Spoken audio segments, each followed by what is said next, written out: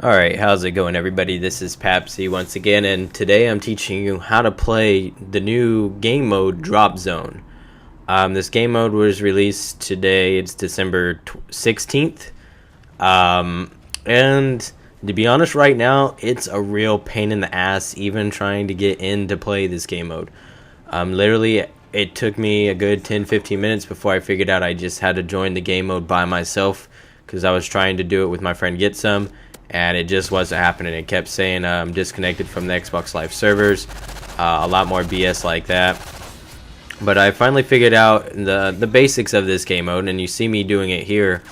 All it is the game mode in itself is about holding the spot. So what you see here is red smoke in a circle, and the objective is to stay in that spot as long as possible.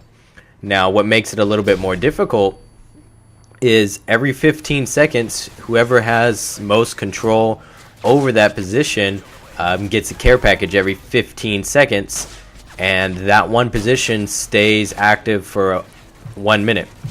So for example, here I think there's about 7 seconds left, and you'll see the place change, and it does that until the match is over. The first team to reach 7,500 points wins. Now, don't get me wrong when I say this, because I know there's going to be a lot of people that say kills do matter. What I mean by saying that kills don't matter and the care packages that are dropped don't matter is simply this. They will, in a way, help your team win, but your main objective is to be inside of that red zone for as long as possible. Now, the more of your teammates you have in that red zone, the more points you capture per second. Personally, when I was in it by myself there, you've seen me, I was getting, I believe it's 20 points every 1 second. So I mean, you do earn a lot of points in this game mode if you go for a combination of staying on the objective and going for kills. But for me, I'm really focused on winning while playing this new game type, so I wasn't really too concerned with getting kills, so I'm just running around with the shield trying to stay alive as much as possible. I do have a couple more videos. If you guys want to see them, just let me know. I have one where I think I actually go like 35 and 13 with a shield because I was picking up the care packages and calling them in. I found out that I should use smoke instead of stun grenades because that works so much better. But like I said, right now, I mean, I'm really disappointed with Infinity Ward and Activision right now. This goes all the way back to the Call of Duty Elite program. Hopefully this is not the content that we are promised. I was expecting new maps, not one new game mode, because essentially hardcore Ricochet, is just a version they're going to pull in from a different game, so I don't really see why we should have to pay for something that's been in a previous Call of Duty. But going back to the whole Elite thing, I mean, use the numbers from Black Ops. Black Ops, sold an estimated 5.5 million copies the first day, or had 5.5 pre-ordered or something like that. So when they were getting ready to launch Elite, they should have had adjusted the servers and everything to be accustomed to that kind of number and expect to sell a little bit more, which obviously they didn't, because full services for Elite still aren't completely available. I mean, you're restricted on what your clans can do. You were restricted for a long time on competitions. The competitions are near and far. They're really poorly put together. I mean, honestly, for those of you that didn't have the opportunity to be a part of the Call of Duty Elite beta like I did, right now, essentially, it's the exact same thing I got in the beta. And the thing is, with the competitions, all they're offering are the digital badges, which are cool, don't get me wrong, because they are bragging rights to your friends. But at the same time, it really irritates me, because during the beta, they were giving away really cool things like Elite chess sets, poker sets. They were giving away TVs, t-shirts, hats, things like that. I think they're really... And then when you follow them on Twitter, the Call of Duty Elite service, all of their responses are really generated. And what I mean by that is they're really generic. They just give you the gist of what's going on, which you already know.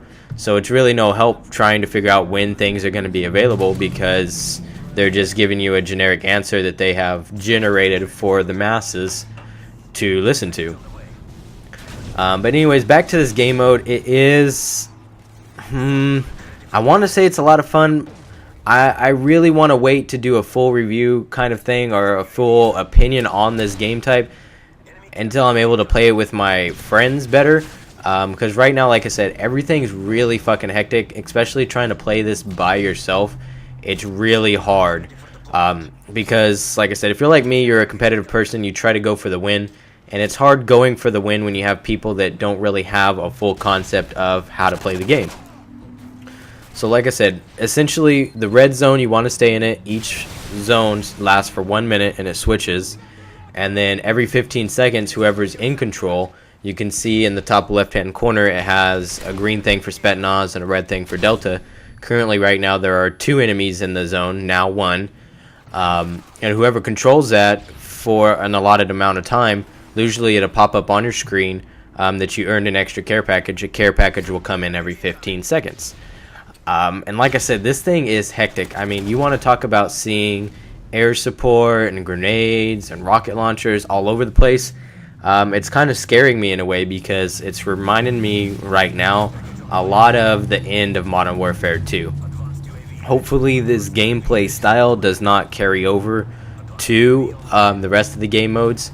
I would really like to see Infinity Ward take the opportunity to not allow rocket launchers and noob tubes in this game mode. But we've obviously seen that they don't really care about the competitive aspect of this game. In a way, they're not really listening to the community. All they're doing is providing the new community with a variety of game modes of different variations of play, so that the newcomers to the series can be enjoyed, whereas the old timers like me that have been around since, Call of Duty 2, Call of Duty 4, World at War, so on and so forth, are really getting frustrated. I mean, they really should have took a page. Infinity Ward really should have took a page out of Call of Duty Black Ops about listening to the competitive aspect.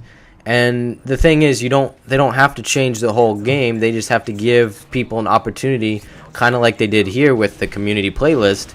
Give us the opportunity, like we had in Black Ops, to have a competitive playlist, to change up the style of gameplay through the different modes, just by taking out things like noob tubes and last stand and akimbos and things like that. I mean, you want to talk about, I don't know, being a part of the community and helping the community out. They really need to learn to listen. I mean, they are doing a lot more than they did for Modern Warfare 2, so I will give them that. But right now I'm just kind of ultimately, like I said, frustrated, because I really want a new game mode like this to be able to be enjoyed and not have to be frustrating like it is now, because I'm getting noob tubed and rocket launched every 5 seconds. But if you guys do have the opportunity to play this game mode today, I definitely want to hear what you guys have to say in the comment section. How do you feel about Infinity Ward's so-called involvement with the community, involvement with the content? Like I said, I'll be very upset if this is our DLC that we were promised by being elite members for the month of December. I guess because everything's so backed up and they have received such a large amount of people at the same time, I can't expect too much. But again, I think I can, just because they should have expected this kind of number. But hopefully you guys enjoyed this commentary. I definitely look forward to seeing you guys' comments and opinions. Hopefully you guys are enjoying the live streams. Like I said before, be sure to follow me on YouTube, or keep an eye on the YouTube live tab that I have. That way you guys can see when I'm live streaming more often. But until next time, I'm papc, and I'm out of here.